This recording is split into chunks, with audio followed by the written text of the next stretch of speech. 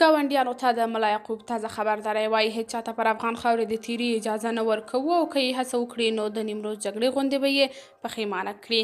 جزئیات هم دلته وګورئ او چینل سبسکرایب کړئ. د اسلامي امارت دفاع وزیر ملا یعقوب په یوه تازه غږیز کلیپ کې خبرداری ورکړی چې د افغانستان هیڅ ګاونډی د حق نه لري چې پر افغان خاوره تیری وکړي. په یاد غږیز پیغام کې چې ټولنیزو رسنیو کې خپور شوی، ملا یعقوب ویلي چې د افغانستان خاوره د هیڅ چا پر ضد نه کاریږي او که چیرې ګاونډیان د کوم پاروونکي اقدام هڅه وکړي نو د اسلامي امارت ځواکونه به لاس تر زنې نه کیني او د تل په څیر به په میړانې د خپل هیواد او خلکو څخه دفاع وکړي.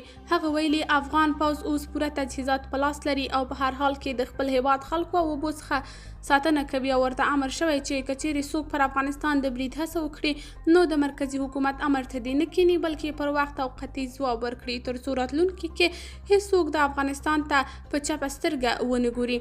ملا یعقوب په داسې حال کې دا خبرې کوي چې 2 ورځې وړاندې نیمروز کې د افغان او ایراني ځواکونو ترمنځ سخته نښته رامنځته شوې وه چې دواړه خواوو ته مرګ ژوبله یې هم اړولې وه. خو ګاونډیان څه غواړي؟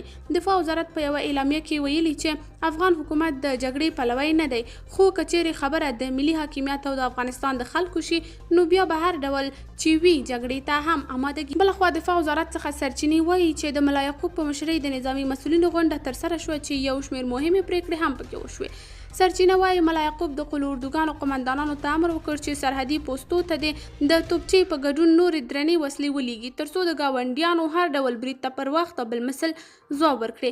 همداراز ملا یعقوب امر کړی چې سرحدي پوستو ته باید د ځانګړو ځواکونو یوه ډله ولېږل شي چې نښان ویشتونکی هم پکې شتون ولري ترڅو د سرحد څخه هم تیریدونکی کس په نښه کړي. د ملا یعقوب بیا د پریکړې د خلکو تود هرکلی سره مخ شوي او وایي چې ایران او پاکستان ته د افغانستان ته شومې موخې لرلې. که سرحدي سیمو کې طالب ځواکونه په درنو وسلو سمبال شي نو د ګاونډیانو شومې موخې به تر ډیره حده کنټرول شي.